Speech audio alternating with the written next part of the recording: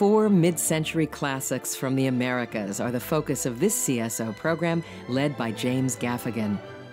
Samuel Barber composed the exuberant Overture to the School for Scandal when he was 21 and a student at Philadelphia's Curtis Institute of Music. The piece wasn't meant for any specific production of Richard Sheridan's 18th century comedy of manners.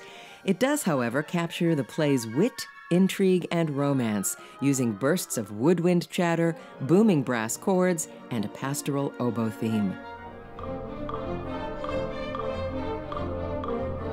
George Gershwin followed his sensational Rhapsody in Blue with the Piano Concerto in F, often considered his most classical score. The piece has a certain formal elegance, but also many of his trademark jazz sounds. There are punchy Charleston rhythms in the first movement, a bluesy theme in the second, and nods to ragtime in the third. Gershwin composed it during the summer of 1925 in a tiny practice studio in Chautauqua, New York. That December, he gave the work's premiere at Carnegie Hall. Our soloist is Conrad Tao.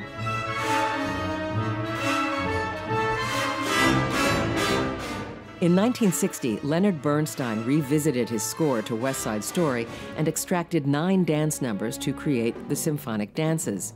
Working with his orchestrators, Sid Raymond and Irwin Kostal, he shifted the focus slightly, away from the star-crossed lovers and toward the conflict between the Jets and the Sharks. You'll hear the competitive mambo, the simmering and snapping cool, and the climactic rumble. Tony and Maria are the focus of the delightful cha-cha, which, like other numbers in the musical, uses a haunting tritone as the kernel of its melodies.